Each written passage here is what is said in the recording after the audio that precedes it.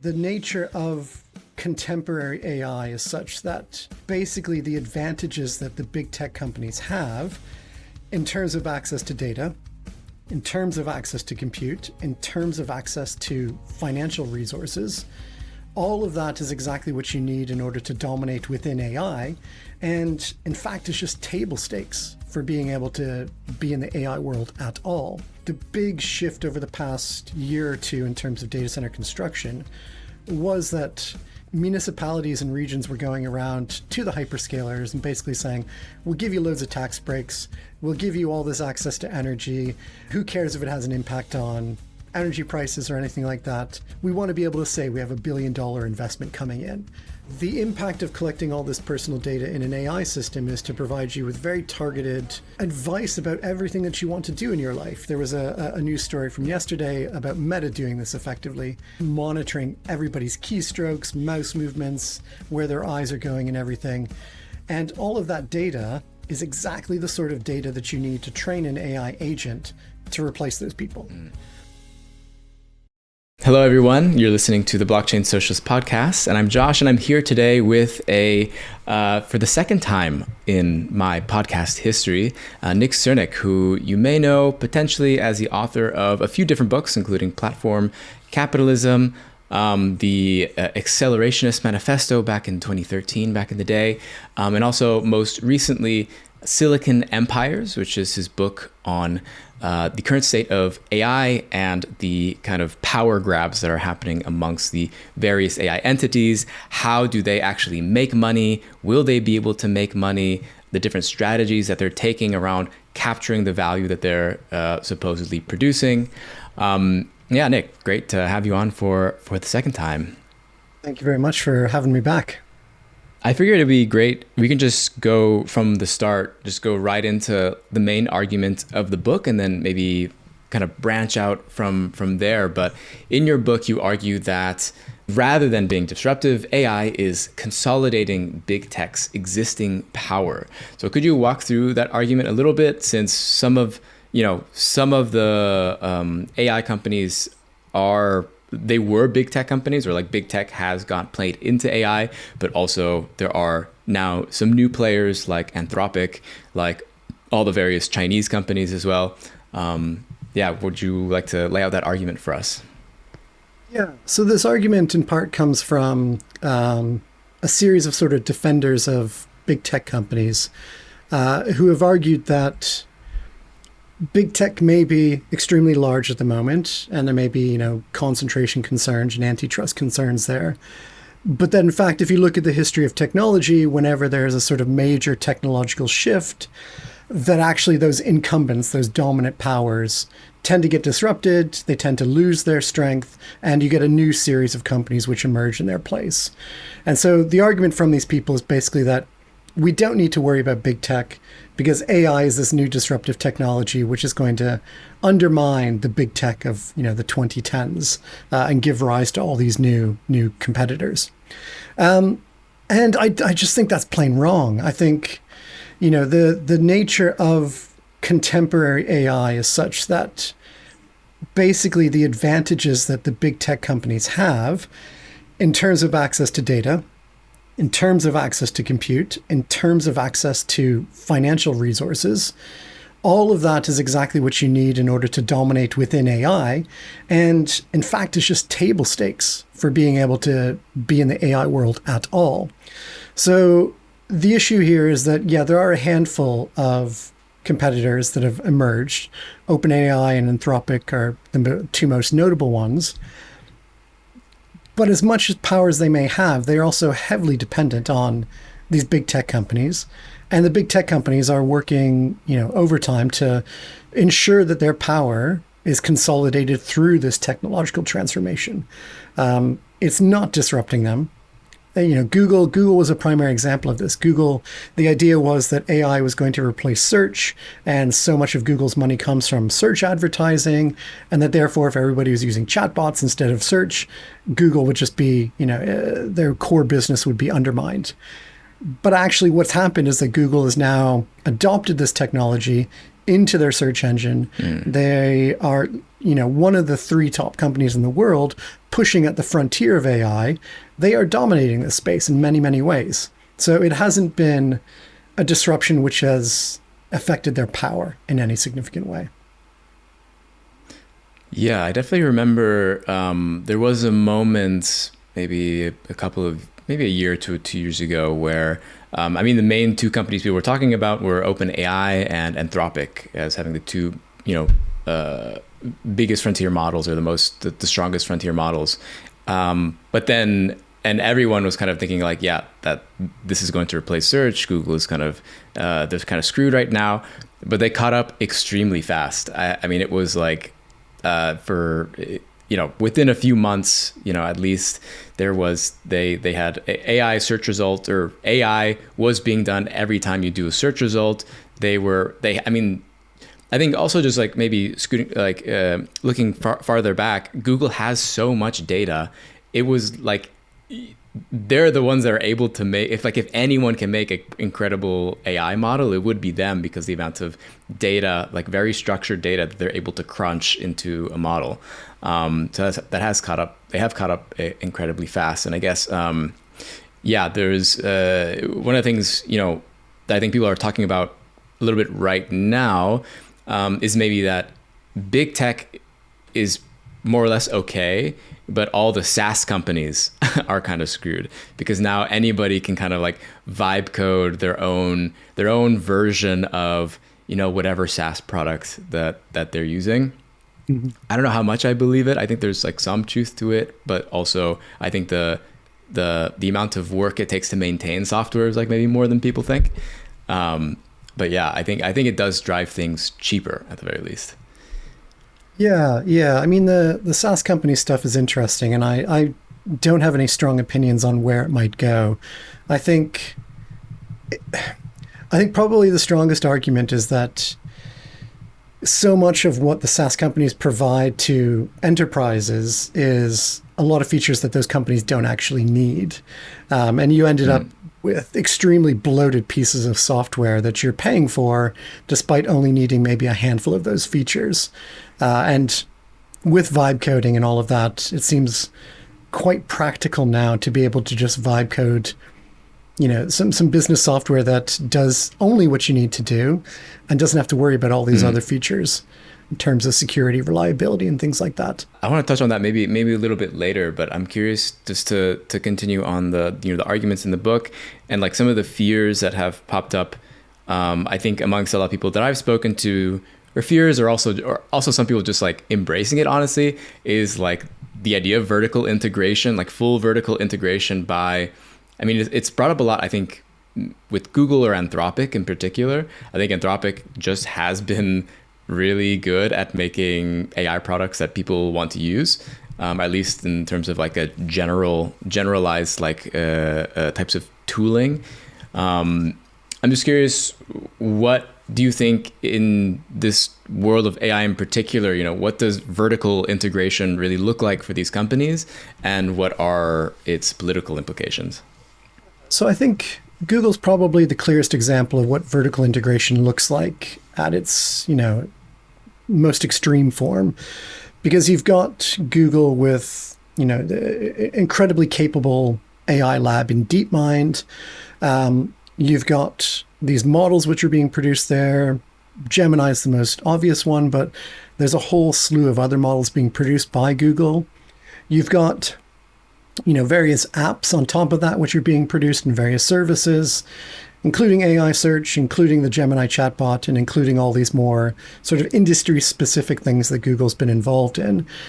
And then as you go down the stack, you also get Google with its TPUs, building its own hardware, and it's been doing that for a decade now. Incredibly capable piece of hardware that is, at least in terms of cost and performance, is on par, many accounts say, with NVIDIA's stuff. And then you've got the infrastructure, which, I was reading an estimate the other day, which, these aren't public figures, but the estimates are that Google has the most compute access in the world, given how many TPUs they have access to, and along with all the NVIDIA GPUs they've bought and things like that. So, at every sort of stack of the AI, every sort of layer of the AI stack, you've got Google participating in that. And it means that they can then really tightly integrate all these things and get benefits from it as a result. Much more, one of the things Google's really known for is, really fast inference, really cheap inference. Things like Gemini Nano are extremely cheap and very, very quick.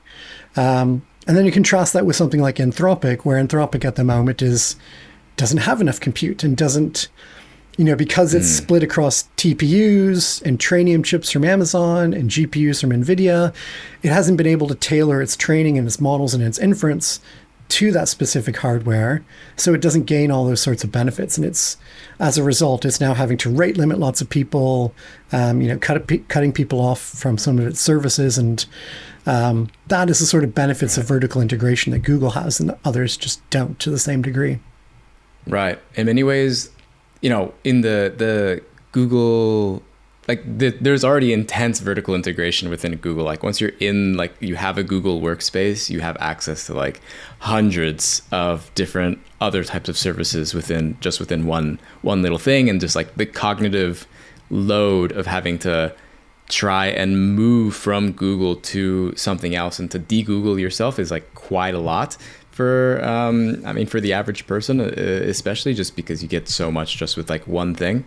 But I'm wondering, with all these types of, risks, the things that, or the proposals that I'm seeing largely being pushed by more progressive-minded people has been basically, we have to ban AI because it's bad, because of this power grab that is effectively happening, or we need to slow down the creation of data centers in large part because of maybe environmental concerns or whatnot. I'm curious what your thoughts are, at least on these bigger kind of propositions that are being made to public. I think a lot of these sort of banning efforts are political non-starters. I just don't see it happening.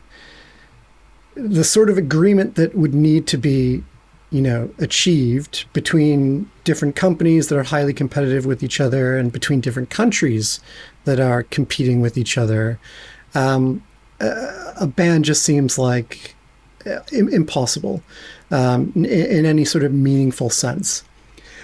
And then in terms of slowing down sort of data center building, I think, I think on a practical level, it's not going to happen that much. What I think the virtue of these movements is that by pushing back against data center construction, there's much more leverage on the part of the local communities to be able to say that, okay, we'll allow you to have a data center here, to build a data center here, but you need to do all these other things to ensure that we benefit as a local community. And for me, this is the big shift over the past year or two in terms of data center construction, was that, municipalities and regions were going around to the hyperscalers and basically saying, we'll give you loads of tax breaks, we'll give you all this access to energy, who cares if it has an impact on energy prices or anything like that. Just you can have it because we want to be able to say we have $1 billion investment coming in, regardless of all that money just goes to Jensen Huang's pockets. But what's changed in the past year or two is that because of this pressure and because of this focus on data center building, now local communities are able to say, okay, you can build a data center, but you have to guarantee that electricity prices will not rise. You have to upgrade our electrical grid in the area to be able to support all this stuff. You have to build, a certain proportion of renewable energy. You have to do all these things that are actually quite beneficial to the local community. And in the best case scenario, these things, the data centers, can be pretty big sources of tax revenues, but that requires not giving them tax breaks in the first place. And so that, right, again, is sort of a benefit of the shift in power and the protests against data centers. So I don't think, essentially, I don't think you're going to stop data centers being built.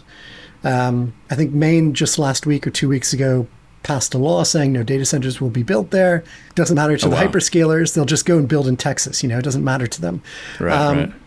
So the real benefit of these pushes against data centers is that negotiation, that leverage, that bargaining power that comes with it. Right. So it's less about achieving necessarily the exact goal of banning data centers, but about, in that process, creating a space where negotiation can happen. Yeah, I think so. I think that's the best benefit from them. Yeah. So in your previous book, Platform Capitalism, you talk about how data extraction is sort of like the core business model of these platforms. Platforms being large, like social media platforms, but also just like platforms generally over the internet. I'm curious, if you could explain a bit how, this now existing trend of generative AI. I don't know if it's a trend, but AI, I think it's probably here to stay. But how does that extend, transform, or break with that framework? Like, does it challenge these platforms in some way, or does it kind of just plug into it to extend it? I mean, one way I've been joking about Silicon Empires as a book is to say that it's Platform Capitalism 2.0, but there's no platforms and far less capitalism. I think a lot of the AI companies that we're looking at are not platforms in the sense of like a social media company or a gig economy company. These companies where there was multi-sided markets, where there was network effects which emerged. These sorts of things don't really exist yet in the AI world. You can see that, for instance, in the way in which a company releases a new frontier model and everybody just leaps over to it. There is no sort of lock into a particular model. There is no network effects built around a particular system. The companies are trying to change that to become more platform-like, but it hasn't happened yet. I think data is really central, though, but I think in a sort of interesting and slightly different way from what we saw in the sort of, particularly social media companies. So social media was all about collecting personal data in order to build these targeted advertising systems, building incredibly detailed profiles of individuals to be able to target them with these precise ads. And the role of data in AI systems has become effectively just whatever data you can find, scrape from the internet, usually against copyright laws, toss it into these systems and train them on it. And that's what's called pre-training with the AI systems. The thing which has happened over the past year, though, and has been leading to a lot of capability improvements in the AI systems recently, is the sort of post-training process, though, where you've got these models that have been pre-trained on internet data are now being trained using more specific data and usually around coding and mathematics and things like this. So using a lot of very sector-specific data to train these models to be really good at coding or really good at mathematics, or, as I think we're going to see very soon, really good at biology and health sciences and financial services. So there's been a real focus not on personal data, as it was with social media, and not on collecting the internet, which is that pre-training sort of idea, because everybody's got that now. Instead, the real competitive advantage is coming from which companies have access to which proprietary data, sector-specific data. And there's a real pursuit of that right now, which is far more narrowly targeted than that sort of initial GPT period. Do you think there's anything to say as well for maybe like the profiles that AI model or like AI companies are able to make of users who are using their AI services as well as like a part of this? I think one of the things that it's like in one way useful, but also kind of scary how much my Claude model knows about me because of all the questions that I ask. But it gives me better answers because it knows more about me. But it's a giant enterprise that who knows, what happens in the future. So yeah, there's this personal data that they can collect is, I think, one of the more worrying aspects, and it's more worrying to me than social media, because the effect of social media was to collect all this data to just serve you targeted advertising. The impact of collecting all this personal data in an AI system is to provide you with very targeted advice about everything that you want to do in your life. If you're planning a trip, if you're asking about a health condition, if you're asking it to build an app, if you're asking it to do all sorts of different things, it's being shaped by this personal profile of you. And it's a much more highly detailed profile than what social media companies ever had, because it can infer and it can do all these sorts of things. It can combine all this knowledge and questions together in a way that just wasn't really possible before.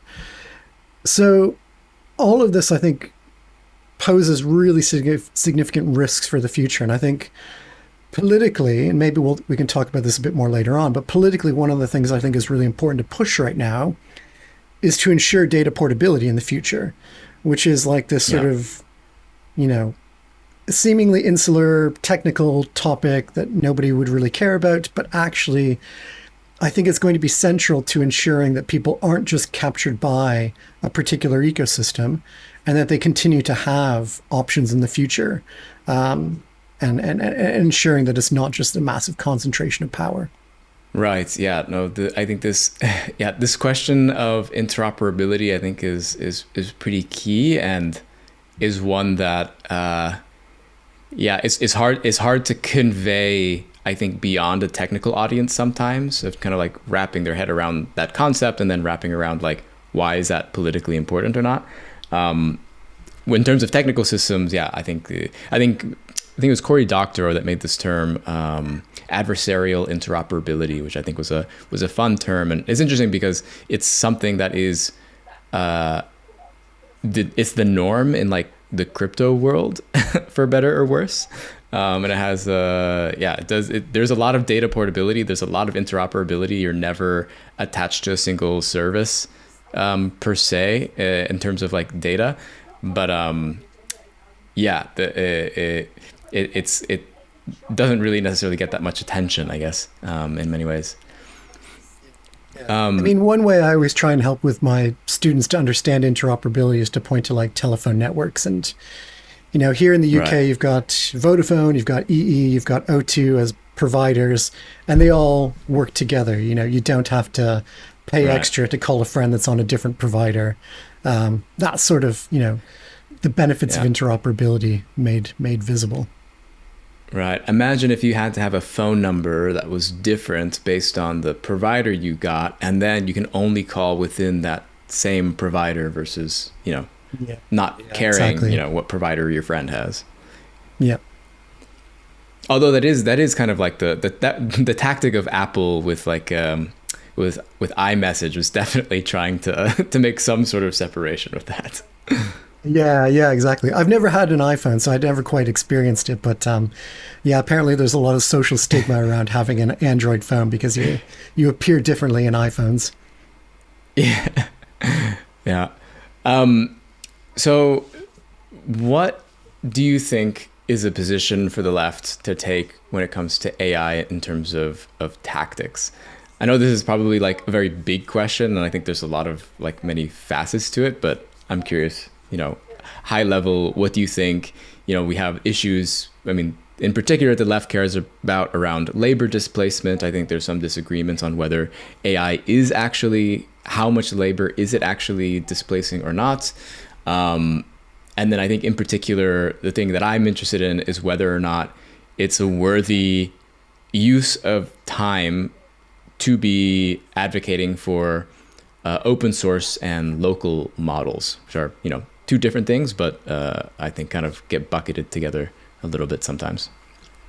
Yeah, so I think, there's not one solution to the various issues posed by AI.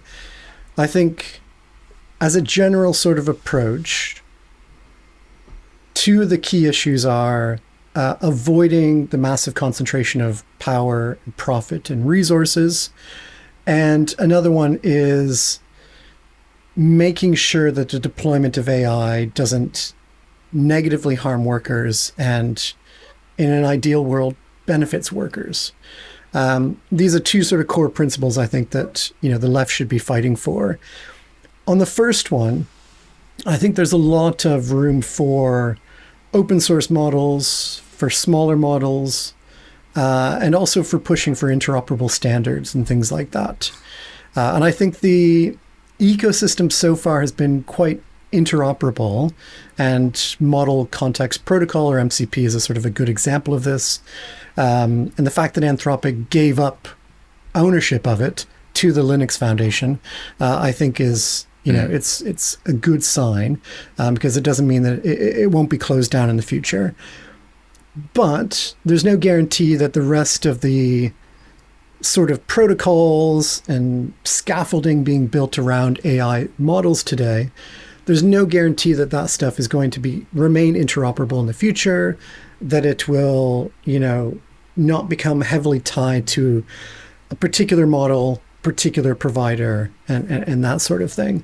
So I think there's a real necessity here to build up not just open source models, but also continuing to build open source harnesses, interoperable protocols that anybody can play with. MCP is the most popular one at the moment, but there's lots of people critiquing it for, a variety of reasons, and it may not end up winning out in the end. But we need to ensure that any replacement continues to be open and interoperable. And all of that, I think, will have a real significant, it'll be a constraint on the concentration of power and wealth within the hands of just a few companies. So I think that's a really important gesture. And then on the side of, making sure that AI is being used to not harm workers and ideally benefit workers, this is where struggles over, workplace struggles over how AI is being deployed is really important. Ensuring that it is not just becoming, which I think this is going to become a battle over the next year, being implemented as effectively a surveillance mechanism to train AI agents to effectively replace you, which is, there was a news story from yesterday about Meta doing this effectively, monitoring everybody's keystrokes, mouse movements, where their eyes are going and everything. And all of that data is exactly the sort of data that you need to train an AI agent to replace those people. So workplace struggles over this, I think, are going to become really prominent and really important to ensuring that, workers aren't just cut out of the loop here. Alongside that, building up a proper social system to address the fact that, as I've argued for in the past, ideally, we have less work to do in the future. We have more free time, but we also need the social system that's there to provide people with the basic means of existence to be able to have a meaningful and substantial life, and not just be sort of, living in an unemployment line or a job center or something like that.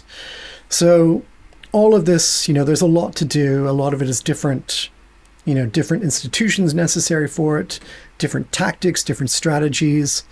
But with those two sort of guiding principles of avoid the concentration of power and benefit workers, that I think is the way forward for the left. One of the things that I was, kind of joking, but I think I gotta take it seriously more than I think about it, is to take any time an AI CEO says how much more productive workers will be by adopting their AI system, and then cutting the work week by that percentage. Yeah. I mean, it'd be nice. Yeah. If we're getting 20%, increases in productivity, then that's one day gone from the work week. Exactly. Maybe we can make it to where it's specific to their company to make it more real for them, so they can't if it's going to be more productive, then they lose that. But something like that, I feel like it has to be done. To me, it's we should take what they're saying at face value and just take the logical conclusion of what that means, and then see how they just call them out on their bluff. Or if it's not a bluff, then great. But if it's a bluff, then, that's on them. Exactly. I think it's important to have these ideas in the conversation. So it's not just a matter of Yeah, so much of the conversation right now around AI and automation, for instance, is just like, what jobs will remain? How do we get people into those jobs without any questioning of the necessity of work and wage labor? Right. Yeah. There's no questioning that we need to have, a 40-hour work week, and you have to work 5 days a week for full time. Yeah. So one of the things that I've also seen from some people that I thought was interesting, in relation to local models, right? So you have, by and large, people are using models that are being held in big clouds. The cloud players are also like a big player in this entire ecosystem, and the ones arguably potentially benefiting the most or making the most money, at least in the short term, because they're already big established businesses and they make it all happen. But one of the things that I've seen people do is, one, you have companies who are making open source models, which means that anybody can take that model and they can try to run it either in their own cloud instance that maybe they pay for, or also at home if they have the equipment to do so. I've seen people, it's called distilling, where they take a model and they run it in certain ways in order to distill it into a smaller form so that it's more easily able to be run in local hardware or hardware that you're able to purchase, at the market or whatever. And it's interesting when I talk to those people, when I've listened to them, the thing that they're really worried about from their mind is they really like AI. They really like using it. They really like the models that are being provided by these big companies, but they are predicting that in the next, maybe a couple of years or something like that, the VC money is going to run out, that they're going to no longer have it's no longer going to be subsidized by venture capital money. And then either prices are going to be jacked up by a lot, or they're going to, not provide free models for people to use. And they find it like important. I'm curious what your thoughts on like this particular part. Like, I would say these are people who are not necessarily left wing or anything like that. These are just kind of like hackers who feel very strongly about like access to AI models. I don't know how to feel about it. Sometimes, like, is it okay for everyone to have a model in their pocket, an AI model in their pocket? I don't know. Maybe it is. Other people will probably say maybe not, because you can do all these like, crazy, potentially illegal things with these models if people have that much compute on them. Yeah. So I will say, in terms of, so I wouldn't say there's VC money drying up, because I think the scale of AI is such that it's beyond actually what venture capital can finance. So a lot of it's coming from the private capital markets, a lot of it's coming from sovereign wealth funds, and a lot of it's coming from big tech revenues. I'm still somewhat skeptical that all this compute, which is supposed to be built up, will in fact be built out, and that it won't be a bubble, particularly OpenAI's sort of committed spending. But at some point, that subsidization of AI costs will go away. And I think we're already starting to see that right now, particularly with Anthropic, who's sort of having a shortage of compute at the moment.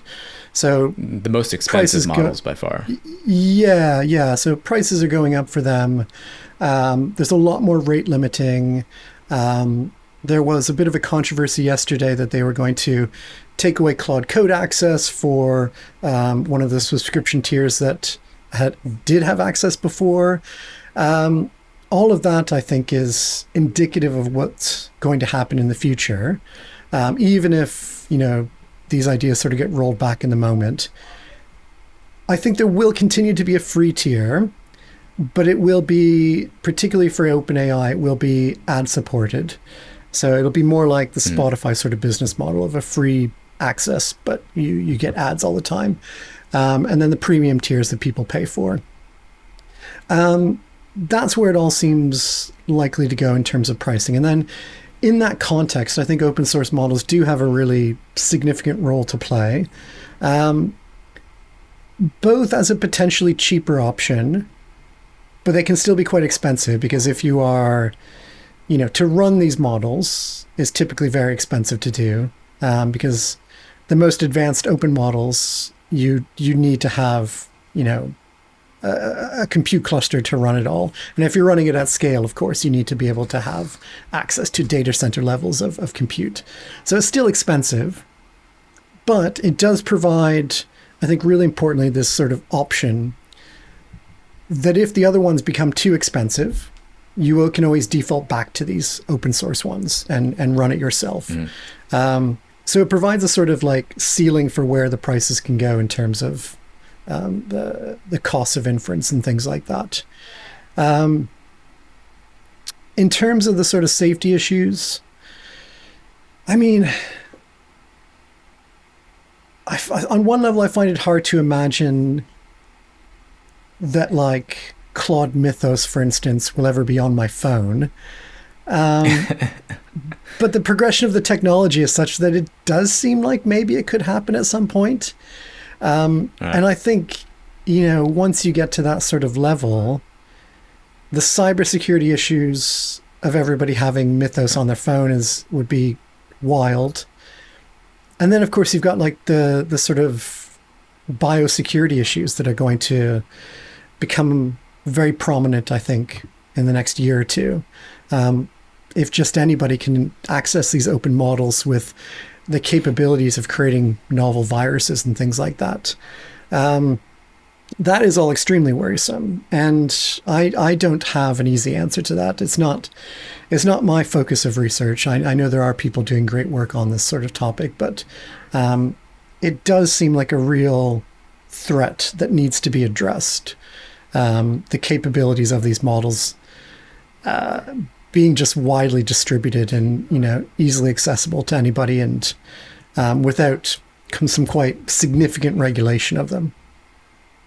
I'm curious what your thoughts are on the whole like AI safety world and discourse. I mean, the thing that I had been kind of, it always a little bit weirded me out just because it was so tightly associated with effective altruism and like this rationalist type of philosophical sphere that I kind of found a bit strange. But at the same time, in many ways, they were asking themselves the questions that are now increasingly more relevant. I don't necessarily like the way that they answer those questions, but they were asking the interesting questions before, now a whole lot more people are coming into that discussion. It's something that I have not been able to broach this topic with people on the left so much because I think there's like there's a bit of a gap of separation between people who are really thinking about AI and people who are involved in left-wing politics. I think that's a real problem. I think, people on the left need to be more engaged with AI because it is a transformative technology, and I think it's here to stay, and I think it's going to have pretty massive implications. And if left voices are just not in that conversation, then there's no real chance of, changing the direction of any of these things. So on AI safety specifically, though, I will say, my intuitions are very similar to yours, like the associations with a particular crowd of people that, on political and aesthetic levels just didn't vibe with. It turned me off from AI safety for a long time as well. But I think you can sort of separate out, for instance, these fears about superhuman AIs taking over the world, paperclip maximizers and things. I think a lot of this stuff relies on a certain set of assumptions about AGI that just are not likely to hold in practice. So those sorts of concerns I'm not as worried about as other people. But the risk of creating, cybersecurity weapons that can take down critical infrastructure or bioweapons, which can knock out, entire groups of people and potentially threaten humanity.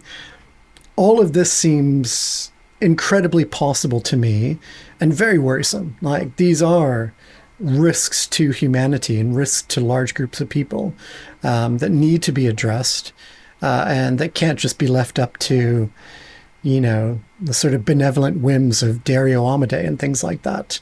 It needs to have proper supervision of all of these things. And at an international level, which seems so far off the table from where we are right now, but it's absolutely essential to be able to guarantee that these things aren't being used in ways which threaten large groups of people or even all of humanity. Yeah. And, extended beyond just like the labor issues. Cause I think that's kind of like, that's more of the, maybe that particular problem set is maybe the one that I've seen the most engagement on the left. But other than that, it's kind of, there's been some sort of gap. We're talking about these like geopolitical risks, these larger risks, and like kind of the context in which these risks are coming in is you have, two dominant players, like country-wise at least, who are building these AI models. It's the US bloc, which is, for American companies, Anthropic, OpenAI, etc., Google. And then you have the Chinese bubble of AI companies and models that are being produced from there. In the American model, it's generally dominated by more closed source. You have Facebook or Meta, which has some of the open source models, and recently Google released the Gemma one. I think OpenAI has their Nano one, but the Chinese models are, I think, if I'm not wrong, have been almost all entirely exclusively open source models. As far as what even Alibaba, like all these big companies, largely just produce, if not solely, if I'm not mistaken, open source models. I'm just curious, is it worth having a dog in this fight? There was like a moment. There was a moment that maybe one thing that I've noticed that at least a lot of the on Twitter, the online Marxist-Leninists and Maoists, they love to mention Chinese AI models every once in a while. But I'm curious what your thought. Is it worth? Is it better to be in the Chinese bubble or the American bubble of these AI models? Yeah, I think better or worse. There's trade-offs on both of them, I think. I will say, just on the open source issue, there's a real notable shift in 2026 away from open source models. So Meta's newest model is not open source, and reportedly they might open source it at some point, but that's unclear. Alibaba, which did have the most popular series of open source models, the Qwen models, seems to be definitively moving against open sourcing them now. So their latest model was not open sourced. There's been some people leaving from the company because of this transformation. And part of the issue here, I think, is that the training costs for these models are, going up by orders of magnitude, and open source might have made financial sense at the previous order of magnitude, but perhaps not at the, mythos level of magnitude. So it might be that the training for these things is becoming too expensive for open source to be a viable financial argument. So there may be a real drawing up of open source models over 2026, and the sort of closing in of the capabilities that we've seen between the closed models and the open models. I think open models are around 6 months behind or something like that. That may start to broaden this year, which I think is to everybody's detriment, unless, of course, you're one of these big companies. My argument in sort of the the choice between China and the US is that we shouldn't have to make that choice, that there should be a third option of open source approaches. And they could be produced by Chinese companies, they could be produced by American companies, or they could be produced by Mistral and other companies as well. But a sort of repository of open models, which any company or country or user could pick up and play with, along with a repository of all the sort of scaffolding that's being built up around these things. So like OpenClaw is a good example of it. Ensuring that all of the sort of components that you need to build an AI system today, you can go to an American provider if you want, you can go to a Chinese provider if you want, or you could build your own out of this collection of open material. And I think that's what, digital sovereignty projects should be working on right now, is contributing collectively to this repository of open materials, precisely so that you don't have to make that choice between America and China. I think, the way it's being divided up in the world right now is that, for the most part, American allies going with American AI systems, and China's been pushing their AI models, particularly within Africa, within Asia, and I haven't heard much about Latin America, but I imagine there's some efforts there as well. But they pitched their models as being like cheaper to run, more accessible, maybe not as capable as OpenAI and things like that, but still highly capable and useful. But, again, I think that choice it's a really dangerous choice to have to make, because it fosters these sort of AI race dynamics. It fosters competition and conflict between these two great powers. And that is like one of the major things that I'm worried about, is that, we're not on the imminent steps of outright conflict between these two powers at the moment. But if you look at all the conditions of major wars in the past, we're sort of building up a lot of these conditions. Just the other day, Japan has decided that they're going to be able to export weapons again. First time since World War II. Germany's building up its arms for the first time since World War II. Right. Everybody's spending much more on militaries. All these sorts of things, which were the lessons learned from World War I and World War II, are now sort of disappearing. And that, for me, is an extremely worrisome set of conditions being built up right now. Right. Yeah. There's something, at least for me, that felt kind of intertwined with the rise of AI, is increasing feeling of like, oh shit, I need to get my bag, or I need to accumulate right now before it's the end. Like before the permanent underclass, if I want me and my kids to not be part of the permanent underclass, I need to make my bag right now, make as much money as I can, before everything blows up. And it's kind of, I can't tell if it's simply, just the end of a certain, or just contradictions just finally getting to a certain point to where they crack, and it just so happens to coincide with AI, or whether AI is kind of part of that because of the potential geopolitical risk of, this is the idea of your, enemy or frenemy having this type of technology, has just such huge political implications that you kind of want to have some sort of buffer against. Yeah, I find this discourse really fascinating too, and I think I can understand sort of the intuitions behind it, because I think it stems from seeing how rapidly the capabilities of this stuff have been growing, particularly the last 4 months.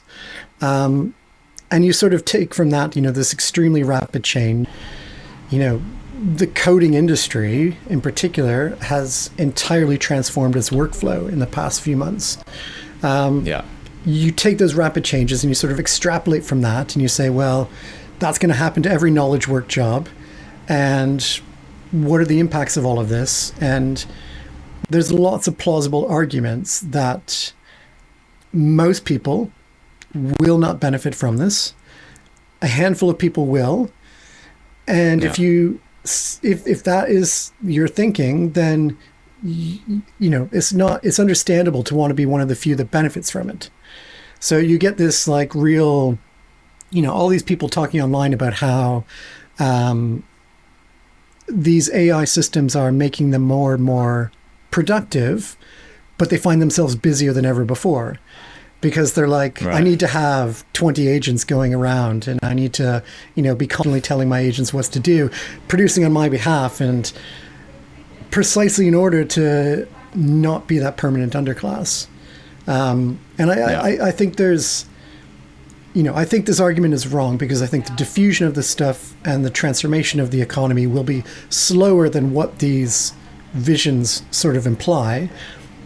But I think there's an understandable set of assumptions going into these sort of theories of a permanent underclass. And I think for the left, the question has to be not how do you get your bag now, but how do we ensure that the permanent underclass doesn't arise? How do we ensure Right. that, and not just a handful of people? Yeah, totally. I feel like part of it is, I mean, we've just had so many, I find it, my impression is that it's mainly an American thing, maybe like particular American type of cultural product, that so much of the sci-fi from the United States has been kind of illustrating this, like cyberpunk dystopias where there is just so many people living in, usually the ground floor level of of the city or whatever, and then many layers, levels higher, you have, the business elites or whatever, where they live and work and play, where it's much nicer and whatever else, and not full of trash. So I think that's part of it. I've heard, I can't really like confirm for sure, that in China it's quite a bit different. That there is, I think I've read that generally in the U.S. there's more negative like association with AI, and like the thoughts of it proliferating, which I think makes a lot of sense in the context of the United States, because there is like hardly a safety net, because it's like so much more difficult to live without having, like, you just don't expect state support for most people, versus China, where there is a stronger state, where there probably are better public services, where healthcare isn't like, you're paying out your ass in order to like get your finger checked or whatever. In China, it seems to be a lot different, at least as far as what I can tell and what I've read, and I can imagine that just has a lot to do with the socioeconomic context of being in China, where there's a stronger state and perhaps better state services than in a place like the United States. Yeah, I think there is a lot more optimism in China, and there seems to be, surveys seem to bear this out. You can also look at, this open claw phenomenon in China, this, raise your lobster sort of thing. I was going to ask you about that as well, yeah. Yeah, which is fascinating, just absolutely fascinating. And do you have your open claw set up? I did briefly. I messed around with it, and then I was like, the security issues, like I would just have to spend so much time on setting it up properly in terms of security. I was like, this isn't worth my time. I'll wait till something safer comes out. But yeah, it was fascinating to see it become a cultural phenomenon in China. And, it was a phenomenon in America as well, but highly niche, like very technical people just infatuated with it. Whereas apparently in China it was, grandmothers interested in, how does this work? How do I get it to do things? So yeah, a different set of approaches to it. Yeah, it's interesting about the underclass versus the overclass discourse. And I wonder how much of it is reflective of Silicon Valley and San Francisco as sort of local milieu that people are interacting with and seeing, a quite clear class divide, and sort of extrapolating from that to say, this is the future. And in China, I mean, at least until the last, the most recent generation, there's been a lot of social mobility. People within a single generation moving up that socioeconomic ladder quite significantly. And so it's understandable that there's optimism about the future if that has been your experience of the past, that things get significantly better decade after decade after decade. I'd be curious to see how long that holds out, because I think, China's obviously running into economic growth is slowing. It's got, a massive gig economy. For older workers, it's a really, really tough labor market. And I don't even mean like 50 or 60-year-olds. I mean like 40-year-olds. For a lot of people in China, it is not a system that is continuing to show those rapid improvements. So I wonder how long that sense of optimism about AI will continue, and whether or not that might change in, say, 5 years' time or something. I want to talk a bit about, maybe to end it off, the kind of third geopolitical maybe center of the world, which is Europe, which, by and large, the past 10, 20 years perhaps has not been able to Europe has not been able to keep up in many ways as far as like technological advancements as at least ones that are being made in the United States and in China. They've taken really like a passive role in all of this, even though plenty of AI researchers came from Europe. But there's been, I think just kind of now, like the past maybe a couple of months or something like that, quite a lot of money that are now earmarked for AI infrastructure. Some like 150 billion euros from different funds. I know Germany is spending a ton, France is spending a ton. I'm curious what your thoughts are on this, part of this, fight, I guess we can call it. Like if you're European or live in Europe, like I do, is it worth supporting something like that? Or is it just like, I think the fear is just kind of like, well, we'll just create the same types of companies that are in the United States, but in Europe, and that's not really much of a difference. So I think there's three sort of key reasons for something like AI sovereignty, which is what Europe wants and what a lot of countries want. One is to reduce your dependency on a foreign supplier. So to not be at the whims of Donald Trump or anybody else who might cut off your access someday. The other reason is to be able to have more control over these companies, to regulate them, to make sure that they act in the way that you want them to act. And, it's much more difficult to get American companies to act according to EU rules than it is for European companies. The sort of the levers of power over American companies are far less. And then the third reason why you want AI sovereignty is to be able to capture some of this value being produced by AI, to ensure that it's not just flowing to America and Silicon Valley and Shenzhen and everywhere. So, I think that needs to be at the heart of what Europe is trying to do. And I think my sense at the moment is that they're aware of these issues. They want to do something about these issues. And in the wake of Trump's rhetoric and actions, they're far more willing to put the money into it than they have been over the past 5-10 years. So that's a real significant shift. But the strategy to me seems to be a bit everywhere at the moment.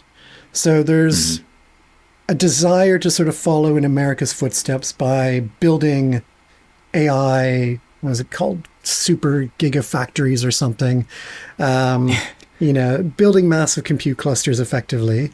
They want to do that they want to be as part of that frontier game with OpenAI and with Google and with Anthropic. But that's an extremely expensive project to try and do. And it's one where, you can imagine a situation where Europe spends $200 billion training a frontier model, and it's a great model and it leads on all the benchmarks. And then 3 months later, something else better comes along and everybody's like, well, who cares about that model? So it is an extremely expensive game, and it is a game which doesn't just involve a one-time investment. It's a long-term sort of thing, which requires huge amounts of money. And then, the EU also has these sort of applied AI projects and strategies going on. Um, but, again, if the strategy is to be part of the frontier game and innovation, or is the game to be applications and diffusion? Is the game to be about like Right. building fully sovereign systems? Which part of the AI stack are you most interested in? All of this stuff, it seems to me like the EU doesn't have a clear focus at the moment. And it's pouring money and strategic initiatives into everything, but without a sort of overarching logic for what it's trying to do. So I think it will have an impact. This amount of money will do something, but it's not going to be nearly as successful as it could be if it was a more focused strategy on various elements.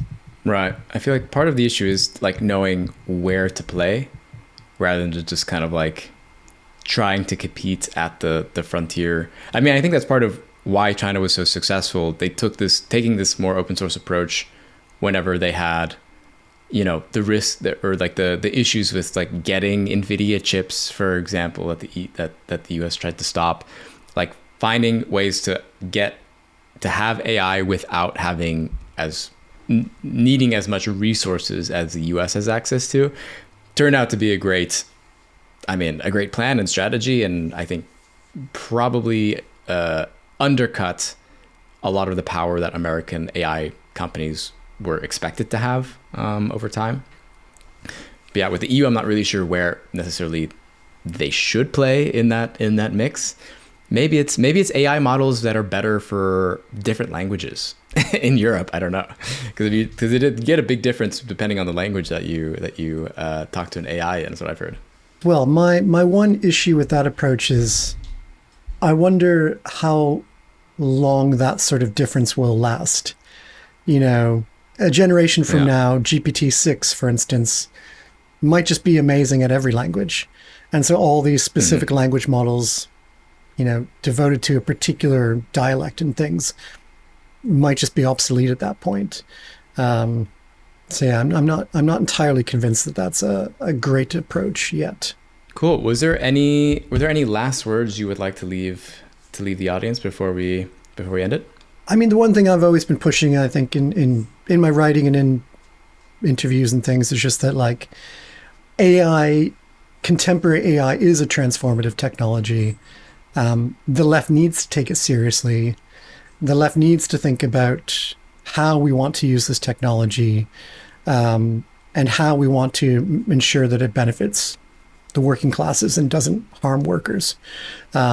All of these things, I think, are areas where there hasn't been nearly enough thought and consideration given to yet. But it's absolutely essential. Totally. I could not agree more. One last story I'll leave. One, there's a ton of work to be done on this that just hasn't been. But the one place the other day I just Googled socialist AI just to see, what was there. And I found I think it was some Trotskyist online sites, kind of very classic, exactly what they're going to say in every article, and that Trotsky said this, 100 years ago or something like that. And they had their own, I think it was like socialism AI or something like that. That was just an AI model that was, I guess, it had post-training on like Trotskyist ideology, and then had like a RAG, retrieval augmented something, to pull specifically articles from the website to show as proof for like whatever query you gave. And then they were kind of like charging it like a SaaS, pay $10 a month for, your own Trotskyist AI to, spread the gospel of the working class. Which I thought was like, on one hand, it's hilarious. And I think it's like not the right approach to go about AI. But at least they tried. At least they tried something. And now we can say, at least I feel pretty definitively like there are probably better ways we can do this at this point. It's a nice little experiment, though. Yeah. Well, awesome. Thanks so much, Nick Srnicek. Check it out. His book is Silicon Empires. It's out online. I'll have links to it in the description as well. Appreciate you and having your voice in the mix. If you like what I'm doing here, consider supporting the show on Patreon. Your contributions help me keep doing this work and dive deeper into the politics of decentralized technologies. I promise you absolutely zero financial returns, no airdrops, and your investment may go to zero. But you will get good content. Check out patreon.com/theblockchainsocialist to support the show.